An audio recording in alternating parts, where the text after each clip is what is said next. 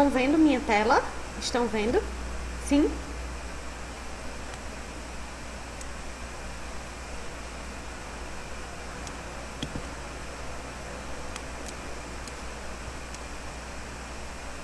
Só um pouquinho, tá?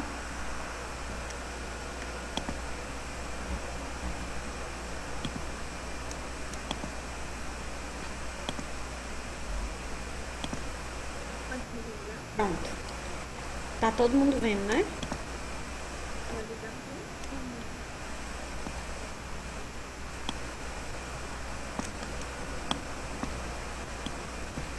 Ó, a segunda característica do homem organizacional, que é a característica do homem bem-sucedido, né? É a característica de ser tolerante. Tá travando pra vocês? Ou tá dando certo? Tá ok? Pode seguir, né? Porque pra mim tava travando. Vamos lá. A segunda característica é do homem tolerante, né? E ele diz que dentro do trabalho o homem precisa ser muito tolerante, tá? Tolerante em que sentido?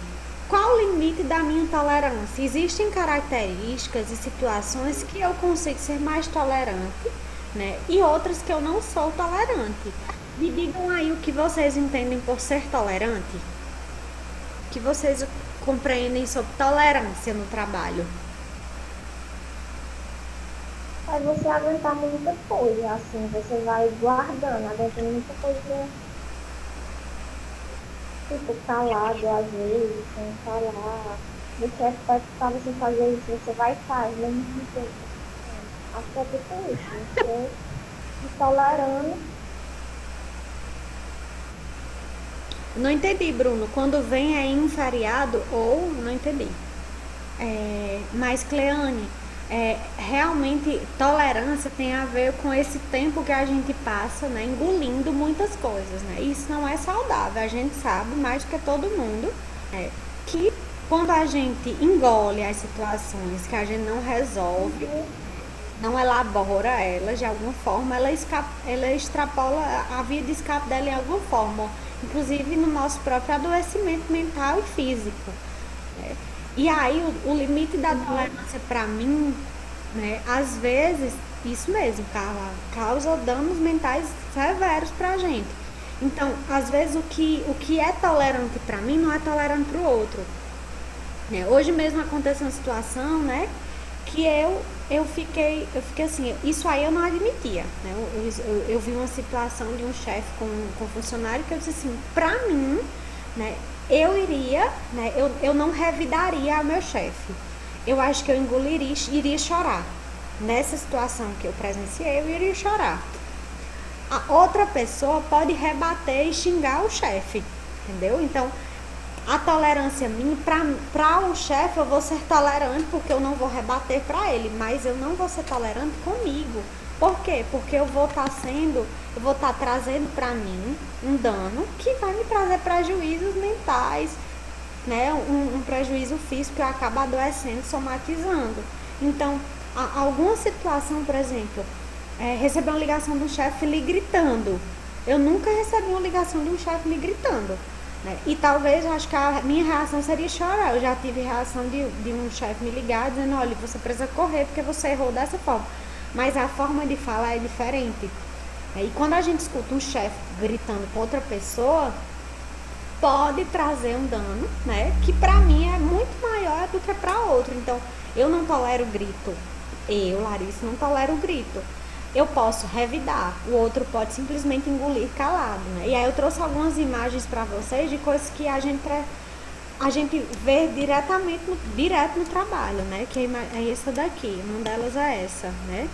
Às vezes você não pode falar e você ataca de outra forma. Aí ele tá extremamente nervoso, só observando o chefe, né? Ou alguém, ou um colega de trabalho, tomar determinadas atitudes. Ele não tá nem olhando o que ele tá fazendo.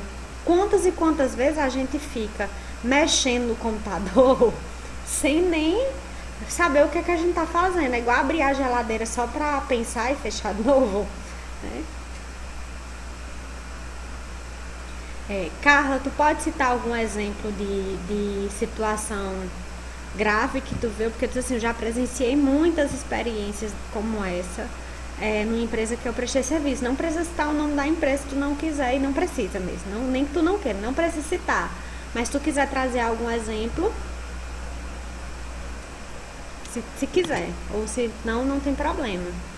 Outro modelo desse é fazer isso aqui, tá? Seu Madruga, ele é o rei de fazer isso, depois ele se arrepende. Vocês estão conseguindo ver? Ele simplesmente quebra as coisas, né? Gente, eu já tive colegas que ele simplesmente quebrou tudo no trabalho, de uma raiva que ele teve. Deixa eu ler aqui o que uma pessoa colocou aqui no comentário. Foi Bruno. Sobre ser tolerante, na minha experiência, e a empresa te sobrecarregar de tarefas e ter que entregar os resultados no mesmo dia e sem poder reclamar, com medo de ser demitido ou de não conseguir concluir também. Me sentia bastante incapaz nesse sentido, mesmo sabendo que aquilo não estava certo. Gente, isso é assédio moral. Não faz sentido nenhum a gente fazer determinadas situações, mas a gente acaba fazendo porque a gente precisa do emprego, né? E aí a nossa via de escape é desse jeito aqui.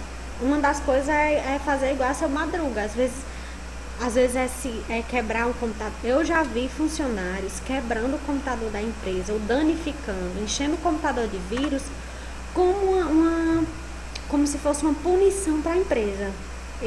Isso é indiretamente, sabe? Ele coloca vírus no computador da empresa para prejudicar. Ele passa um tempo sem trabalhar porque entrou um vírus, não sei como entrou, né? E ele faz isso de propósito, como quebrar coisas dentro da empresa para descontar as agressões que ele sofre de outro lado, entendeu? Então, eu vejo essa ideia de ser tolerante de uma forma muito, muito adoecedora.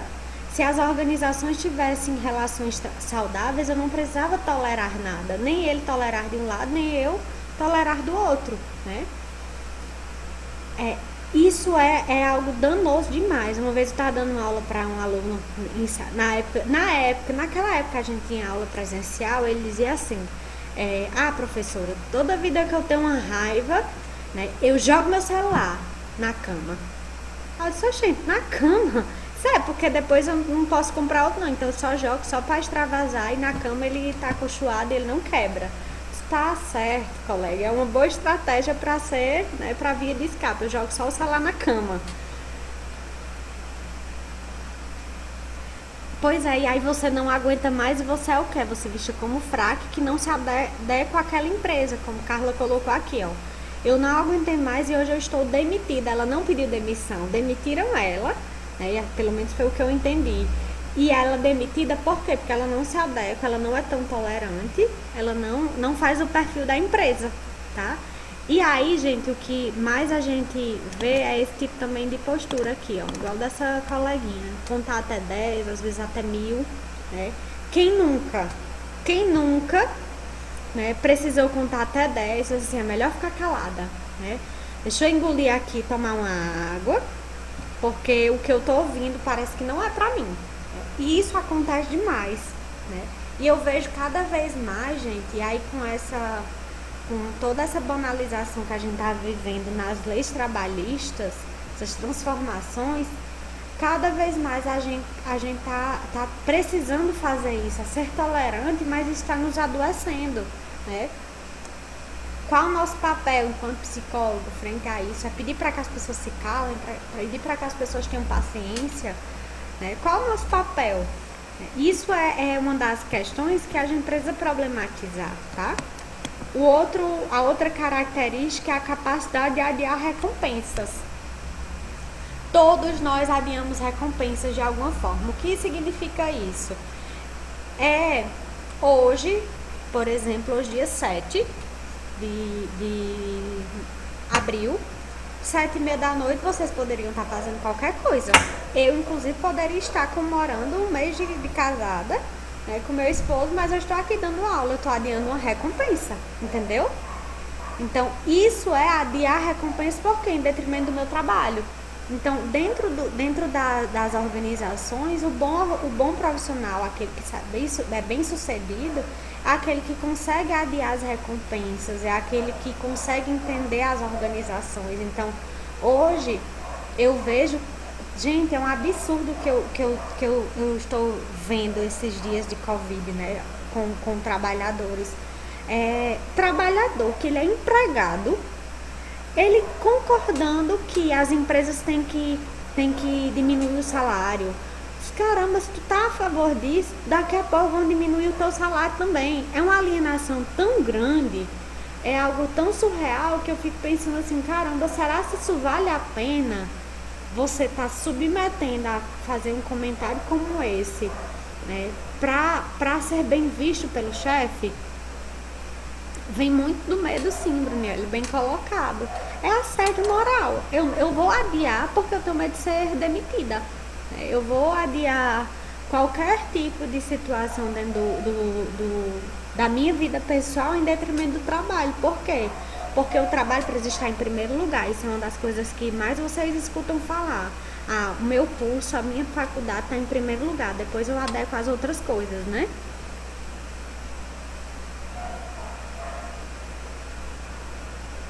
Eu tô rindo de nervoso. O meu áudio tá ruim pra todo mundo ou é só pra Roberto? Ficou ruim? Roberto, vê aí, atualiza aí pra ver se é só o teu. Tá, então é só o de Roberto. Gente, Bruno, isso que tu falou é tão absurdo que eu vejo assim, mas é só pra se manter. E eu digo só pra se manter, quem é que vai querer sair num tempo doido desse que a gente não sabe se a gente tem emprego, se a gente não tem emprego amanhã, né? E a gente precisa comer, a gente precisa sobreviver, né? Então, é uma das coisas que a gente precisa se atentar. E aí é que a gente tá adiando recompensa. Eu coloquei aqui um gif dessa menina, né? Eu acho que imagine ela, né? Esperou o Natal chegar pra ganhar, né? Deixa eu atualizar aqui. Pra ganhar a sua boneca, né? Aí o que é que acontece com a boneca dela? Esperou o Natal pra ganhar a sua boneca. E o Natal chega, o dia das crianças e... Coitada, a primeira vez que vai brincar com o negócio, passa. O que é que quer dizer com isso? Vale a pena estar adiando tantas situações importantes na vida, né? Entendeu esse conceito com esse GIF? Gente, deixa eu falar uma coisa pra vocês. Acho que eu comentei com vocês ontem. Eu até coloquei, eu não sei se eu coloquei no de vocês ou foi no dos alunos do quarto. Assista um documentário esperando, me guardando para quando o carnaval chegar. Eu vou até escrever aqui, tá? É um documentário que tem no Netflix. Alguém já assistiu?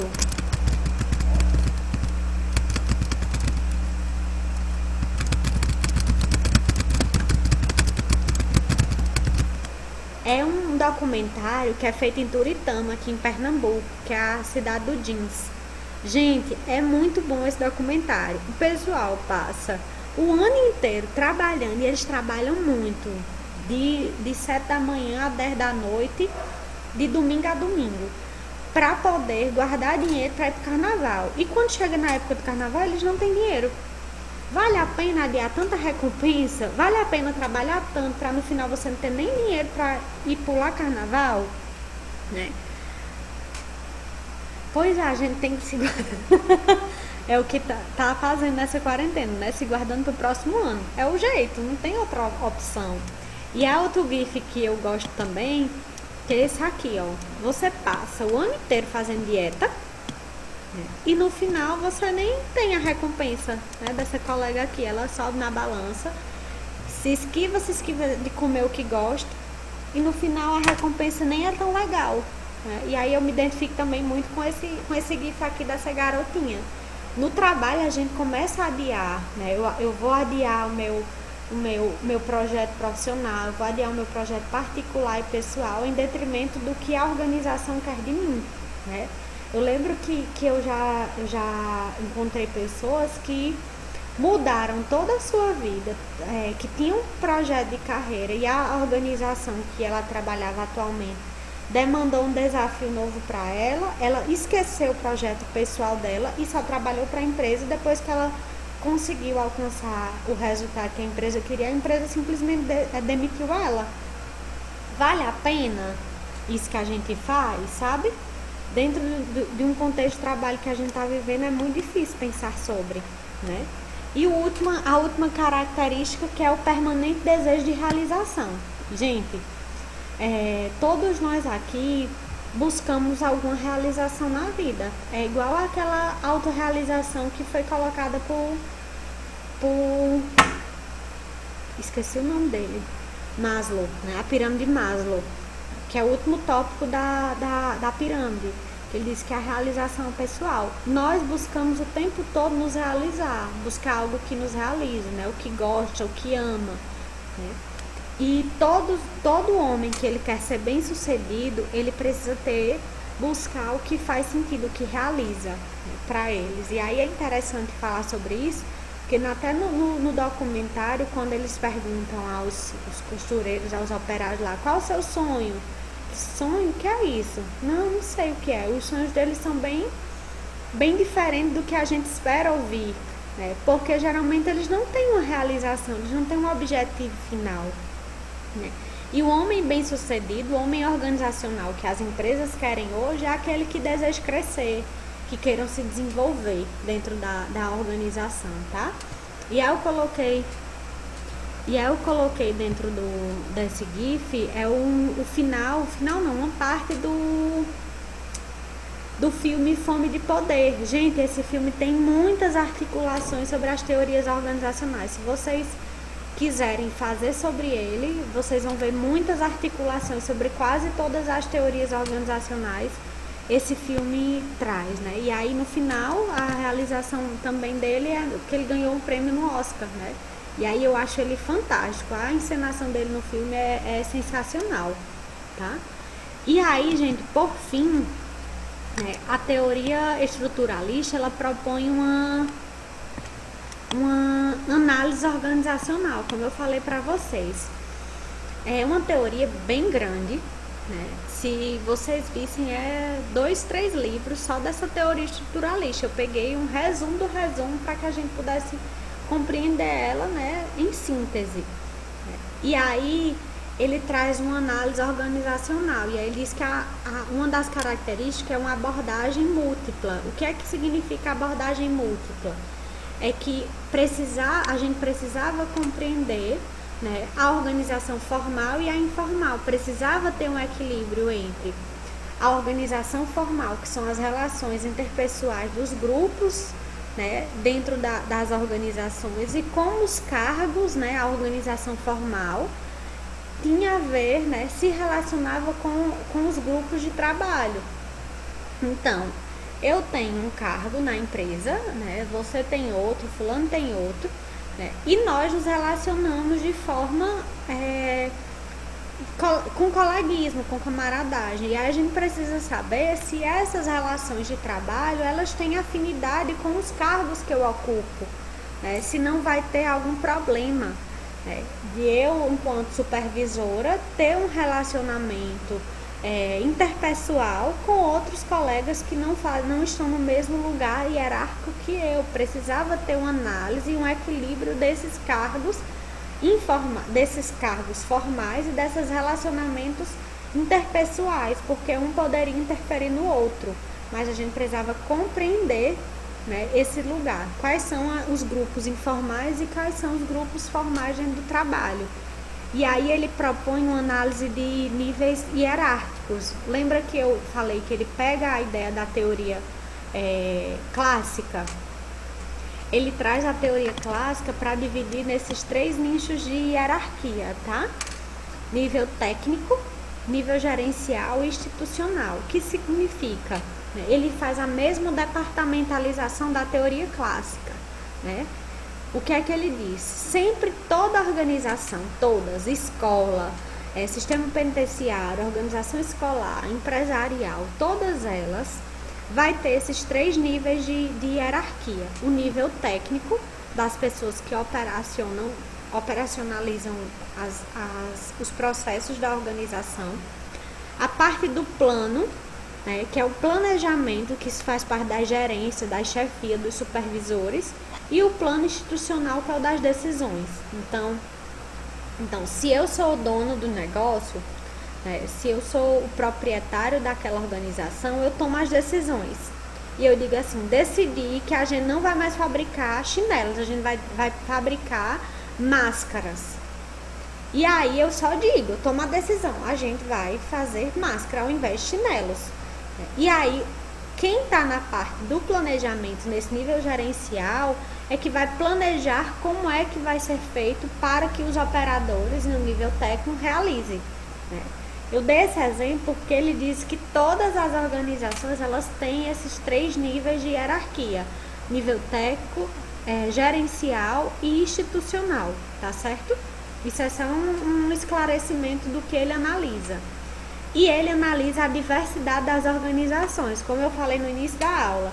Ele não traz uma atribuição para analisar uma organização apenas industrial. Ele amplia a teoria dele para que ela seja aplicada em qualquer tipo de organização. Esse é um dos grandes ganhos da teoria estruturalista, porque ele mostra a aplicabilidade das outras teorias em outros contextos de trabalho, tá? Não só em indústria. Entenderam isso, gente? Querem que eu repita alguma coisa? Me digam aí.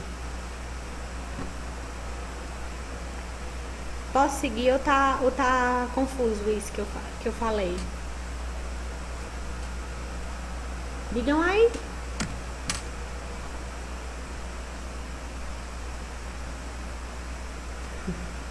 Eu acho que esses níveis no texto, tu tá vendo a partir da apostila de teorias organizacionais, Bruna?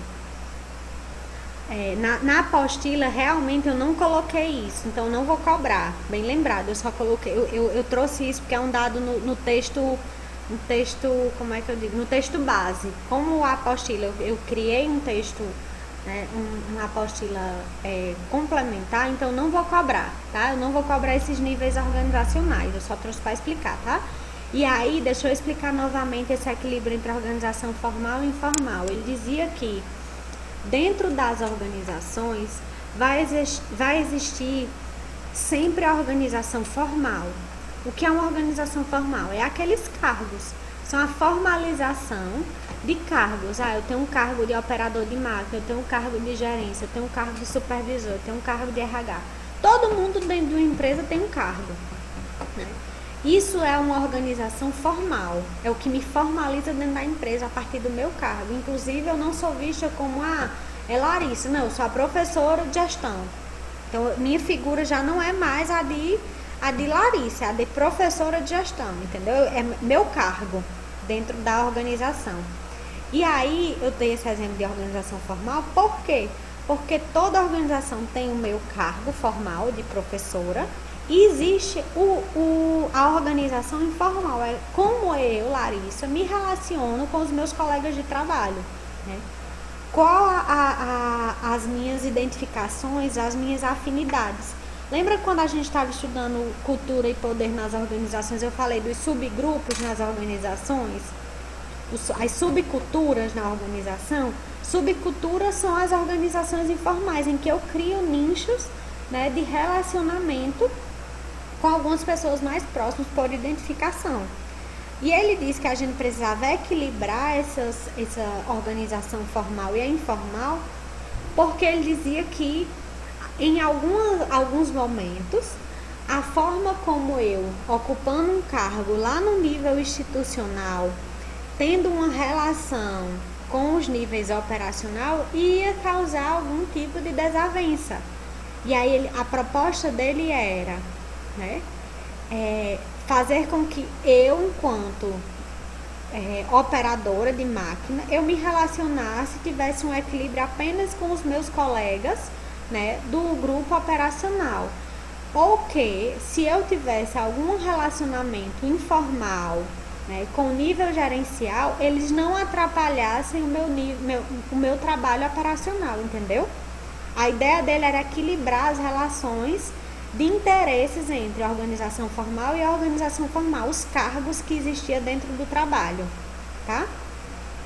O equilíbrio informal vamos lá, vou repetir. O que significa isso?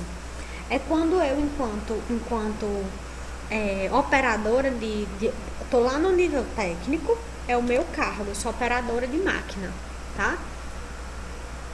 Ele dizia que nós, enquanto trabalhadores, no nível operacional, a gente precisava ter um equilíbrio no relacionamento com os meus colegas. Esses relacionamentos interpessoais não poderiam interferir na minha organização formal, no meu cargo.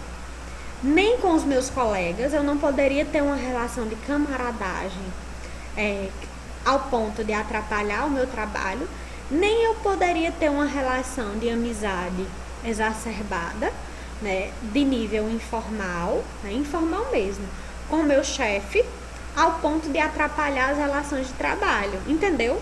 Ele dizia que a gente precisava compreender a organização formal e a organização informal para que a gente não tivesse um desequilíbrio. Lembra quando na teoria burocrática, né? Tipo, para não criar em cima disso um certo poder. Isso, boa, bem lembrado, Bruna. Porque ele disse que quando a gente não compreendia muitas vezes o relacionamento das partes, poderia criar umas relações de poder, como isso que Bruna colocou, para que não houvesse uma discrepância desses relacionamentos, para que fosse algo igualitário para todas as pessoas, entendeu? É só isso que ele traz a ideia de organização formal e informal. Tá bom? Entendeu, Grace?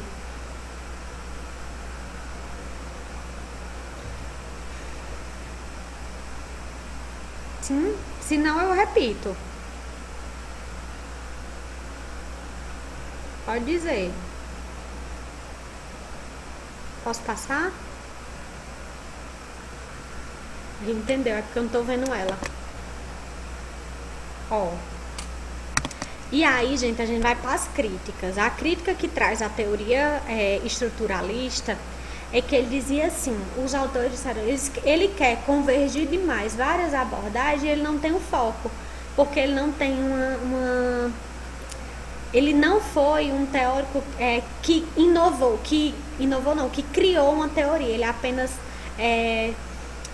complementou as outras teorias, né? Ele ajustou as 3 teorias e fez a dele. Então ele não foi criativo ao ponto de criar sua teoria, ele convergiu as outras abordagens e criou a dele, né? E alguns teóricos ficaram tipo enciumados com essa atitude dele de pegar o que tem de melhor nas teorias e criar a dele.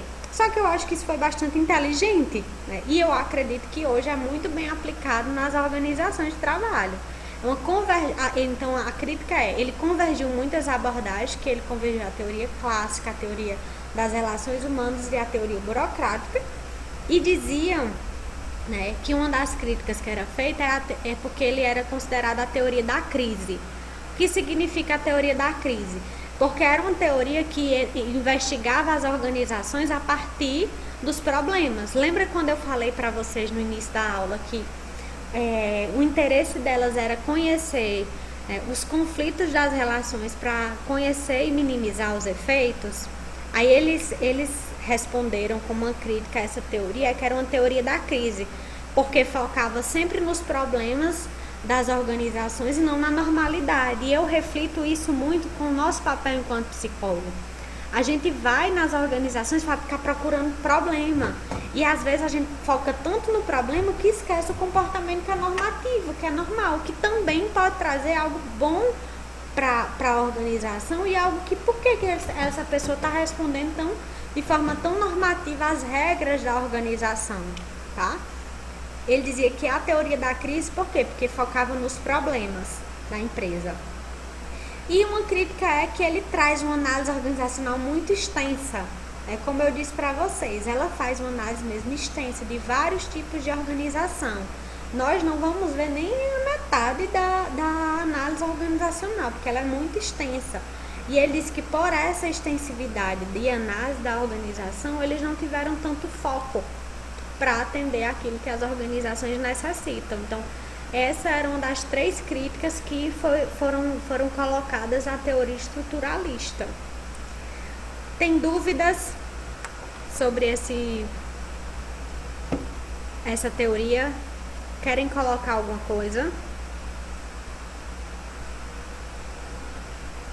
Podemos finalizar? Foi muito conteúdo? Pronto, a análise extensa é porque a teoria estruturalista ela faz uma análise muito minuciosa de todos os tipos de organização. Eles vão analisar cada detalhe, gente. Desde a produção, a gerência, ao dono da empresa, né? Porque nós nessa aula, nós não vamos ver. Eu acho que vocês não precisam, né? É importante ter, mas não é imprescindível que vocês não tenham uma análise toda, porque ele faz uma análise para o administrador. E aí eles dizem que ela faz uma análise muito extensa, muito minuciosa e pouco focada em algumas questões, porque eles inclusive não criaram uma teoria nova, eles apenas adaptaram as teorias que existiam, tá certo? Dúvidas? Temos ainda 5 minutos.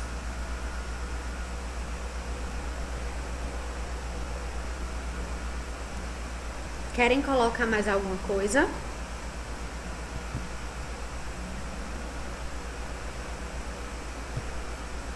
Sim ou não? Tem alguma teoria científica? Não escutei, Roberto. Tem alguma teoria sem críticas? Eu vi que essa daí tem poucas críticas a ela. Eu não. Todos têm. O áudio tá ruim, eu vou escrever. Escreve, porque eu não tô entendendo não.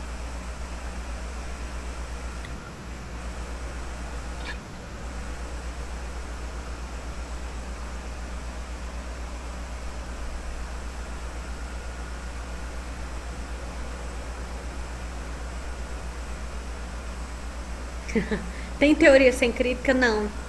Tudo existe crítica, minha gente. Todos exigem uma análise crítica sobre tudo. Por quê? Porque a crítica nasce mesmo da problematização. Né? Se você for analisar, por exemplo, a teoria burocrática não, a teoria da teoria comportamental que a gente viu ontem, ela não apresenta uma crítica a toda a teoria comportamental.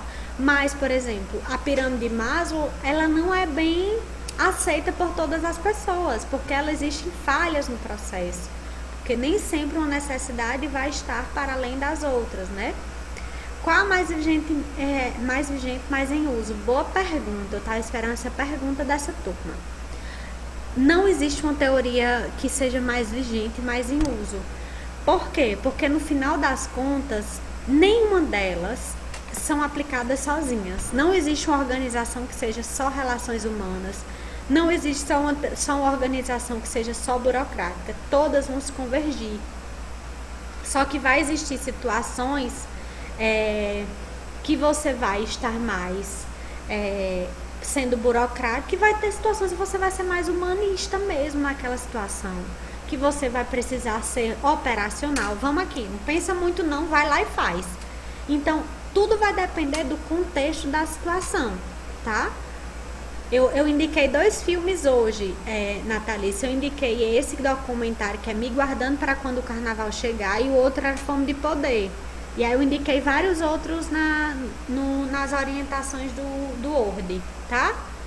Ficou claro, Roberto? Eu acho que essa tua discussão vai nortear nossas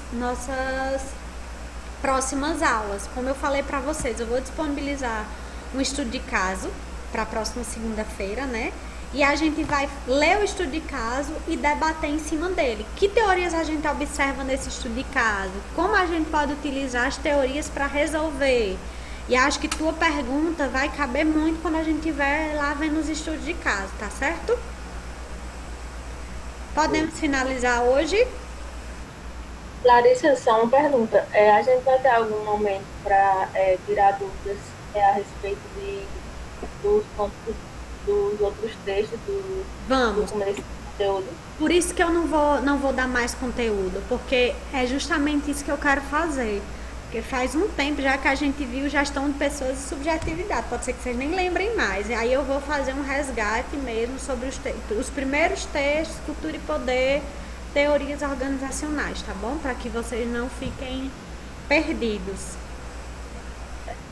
Tá bom? Mais dúvidas? 1 minuto. Tô brincando, gente. Eu tô fazendo essa pressão, mas vocês podem continuar no WhatsApp. Se fechar aqui, tá? Mais alguma coisa, gente? Então, gente, boa noite, né? Bom feriado para ficarem em casa também. Não dá para viajar no feriado tão planejado. Beijo. Fiquem em casa e se cuidem. Boa noite.